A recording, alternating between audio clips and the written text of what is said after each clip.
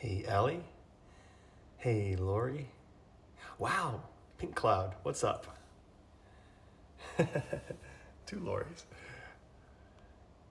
Hey, Mom. Anna, good to see you.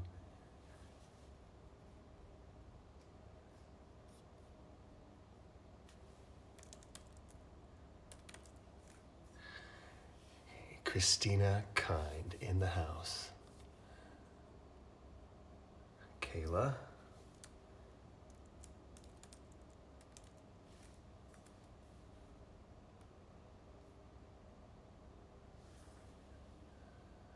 Good morning, Allie. Hey, Nicole. D.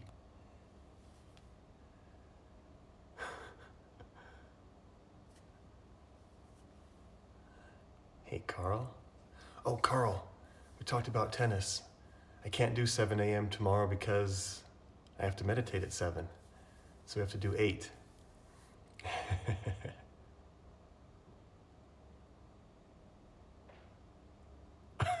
You want my cabinet color? You're hilarious. Let me go back to my documents. I'm sure it's there.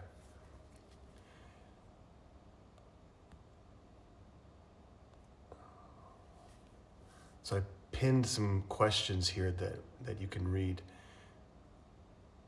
Good morning, Asal. Hey, Celine.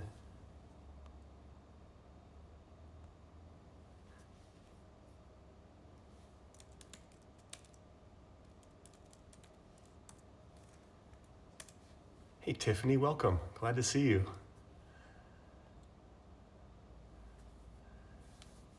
Kelly, buongiorno, Barb.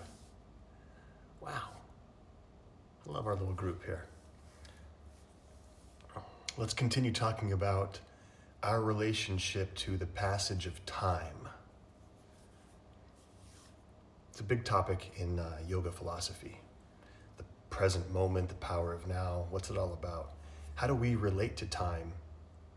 And the two types of time that I brought up yesterday, clock time and mental time.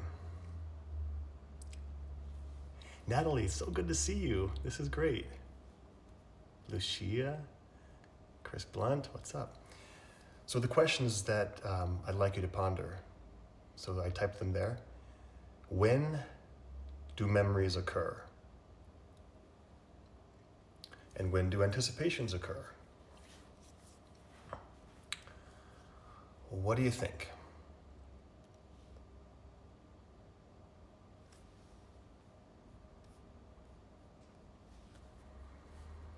When? Do they happen in the past? Do memories and anticipations happen in the future? All right, they're kind of trick questions. Yes, of course they're looking back, but when do they occur? Ah, Christina, when we stop being present. Well, they happen in the now. Memories happen in the now, but we're not being present, as Christina just said. Celine, sometimes when that person who hurt you shows up. That's true, actually. They do happen in the present, right. However, they pull us out of the present moment. They happen in the present, but they pull our consciousness. They pull us into psychological time. The type of time that causes suffering. Now, don't believe me. Don't believe what I'm saying. Just hear. So the next question, do animals and plants experience time?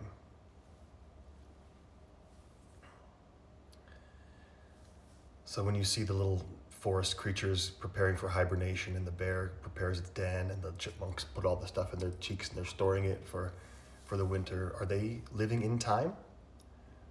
Are they thinking about past and future? What do you think?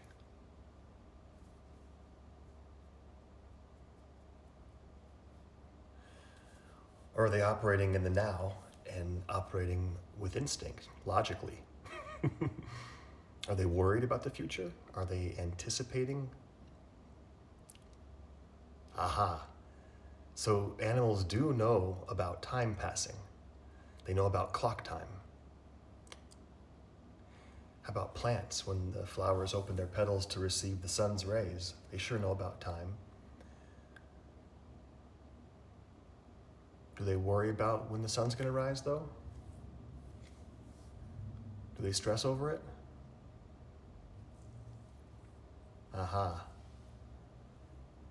They prepare, for sure. But they operate in the present moment. Now, the last question. Can pain exist in the present moment?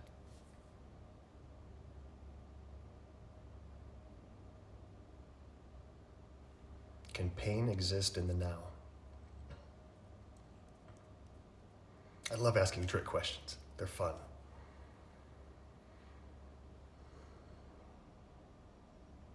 Well, first we need to differentiate between physical pain, which is sensation-based, and suffering, which is mental emotional based.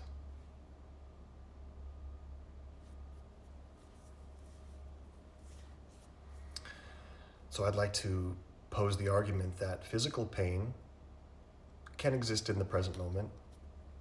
Yeah, it is a hard one, I know. But can suffering exist in the present moment? Suffering, mental emotional suffering, can that exist when you're fully 100% present? Is suffering and pain different? Barbara, the pain is in the past and the future, not in the present moment. You must have taken this course already, Barbara. Choices play a role, but that starts to take you from presence. Exactly. This is the point. This is the whole point, is to get us thinking about our relationship to time. Do we live in memories? Do we live in anticipations, or do we live in the now? Now, like I've been saying every morning, this is controversial, and I understand that some people will not agree with this.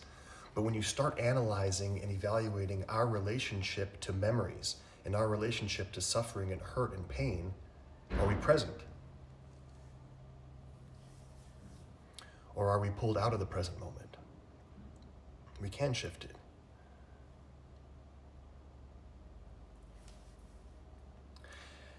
And technically speaking, sensation-based pain, if you think about that, let's say you get your arm cut, someone cuts your arm. The moment that the knife slices the skin and the nerves are stimulated, it takes time for the nerve to send the electrical impulse to the brain. So technically we're feeling a fraction of a second after it actually happens. So technically that's not in the now either. So when you're fully present, there might not even be physical pain. Now, I'm being facetious about that one, but it's the psychological pain that we're talking about that may not actually exist in the present moment. Of course it's hard to apply. This stuff is the master's course in yoga.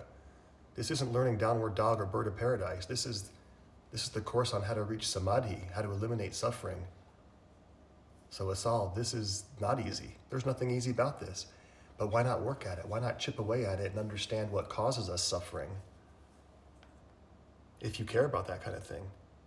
If you're on a path of spiritual growth, why not just look at it, see if there's a little tweak we can make here and there, and see if we can maybe live a little bit more in a place where less suffering exists. We're not going to eliminate it. Of course not. We're going to work on it. That's the path. Okay. Let's contemplate that while we breathe. The breath pulls us into the present moment where most likely you're going to be comfortable, suffer-free zone on your meditation cushion while we breathe. And while we get the mind a little bit more calm. When the mind runs wild, that creates emotions. Emotions, it has the word ocean. Oceans are turbulent. Our emotions are usually turbulent. Let's get stable. It deserves a gong, dong, a gong dong. Donging the gong. Please sit tall. Yes, of course, Asal. It takes consistent practice. That's why we do this every single day. Take a few deep breaths. All right, don't close your eyes just yet. I've introduced the pratiloma practice several times, and that's what we're going to practice today. Pratiloma is a slightly involved pranayama, which involves ujjayi and alternate nostril. Barbara, you're in your car. Hopefully it's a suffer-free zone in your car. So the process of pranayama, which means alternating, it means alternating against the grain. We inhale through both nostrils, and then we block the left. Exhale and inhale through right, then we exhale through both nostrils. That's half. Then we inhale through both nostrils, block the right nostril, exhale and inhale through the left, and then exhale through both. And that's the full cycle. So inhale both, exhale right, exhale both. Inhale both, exhale left, inhale left, exhale both. I'll guide us through it. All right, spine is tall.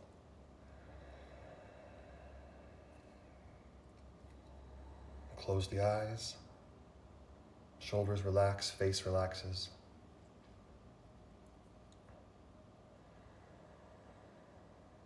Ujjayi in the throat. Feel the breath vibrating the trachea.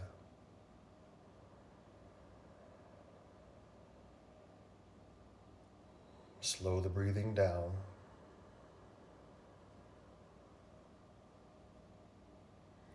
For most of us, a 5 or 6 second inhale and exhale is comfortable and natural for most of us. Now you can modify that if you'd like. Okay, let's begin, please. So exhale completely. Inhale through both nostrils. Take a full breath. Bend the right elbow. Close the left nostril. Exhale through the right nostril. Inhale through the right nostril.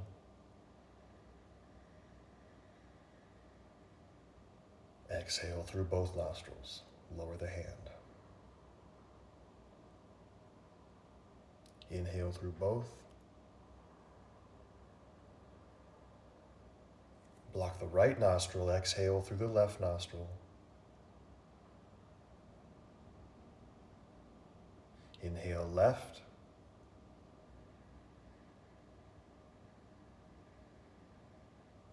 And exhale both.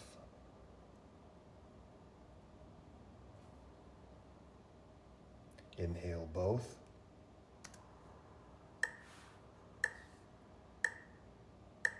Exhale right.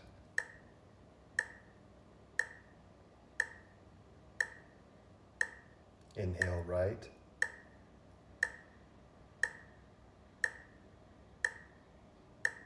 Exhale both. Inhale both.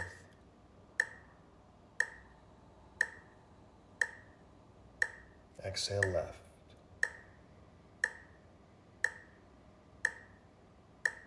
Inhale left.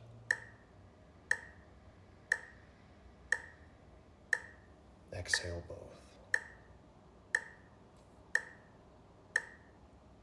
You get the idea. Please continue on your own.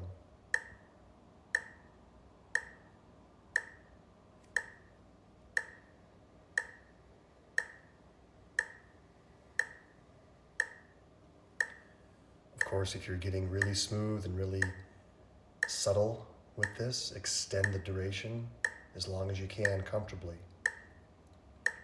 The slower you breathe, the more prana is activated.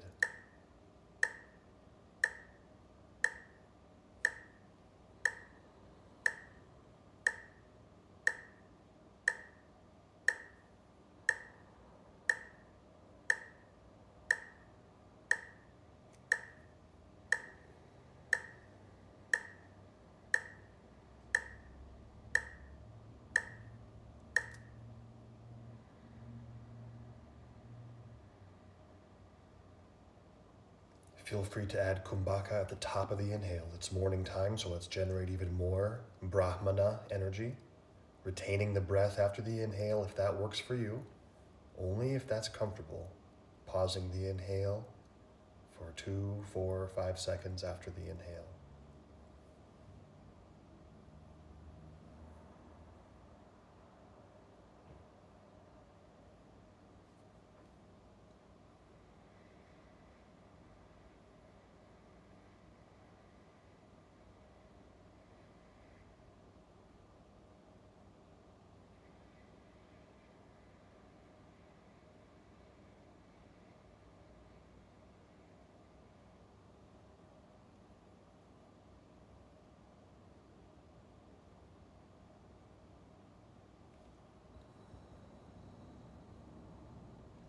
mind wanders, just follow the breath.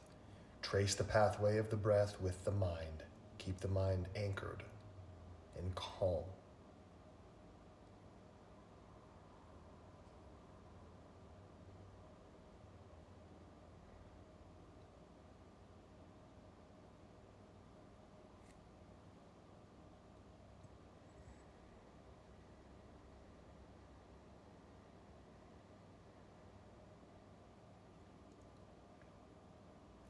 Finish the cycle you're on and then relax, be still.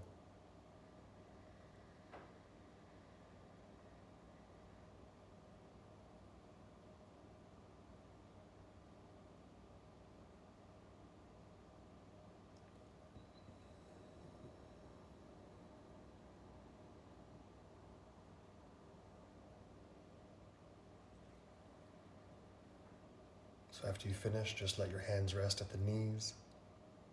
Let the body just return to natural, involuntary breath.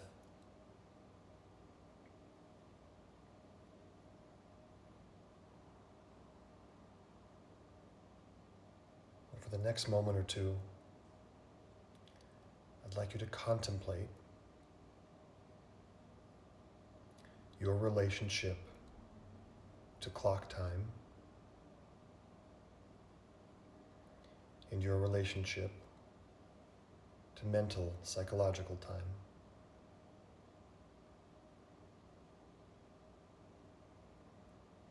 Is clock time an enemy?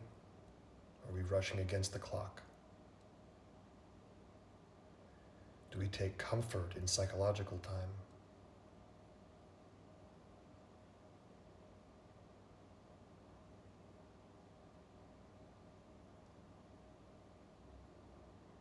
How often are we present in this moment?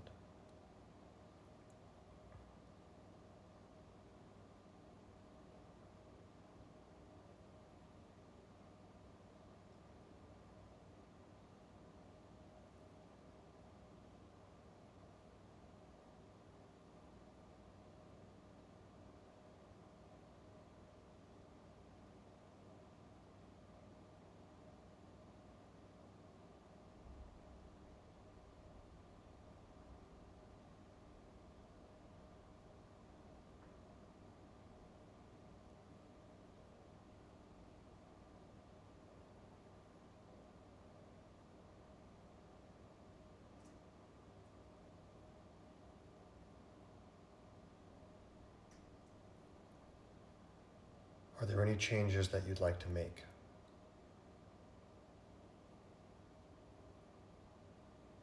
Any subtle modifications in behavior, in habits?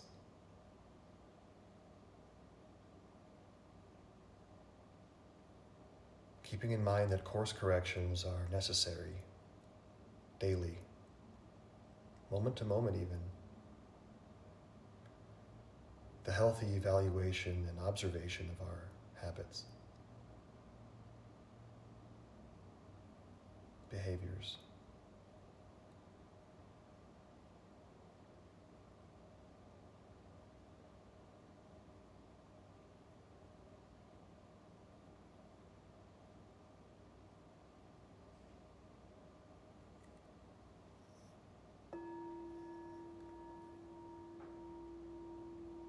Inhale deeply.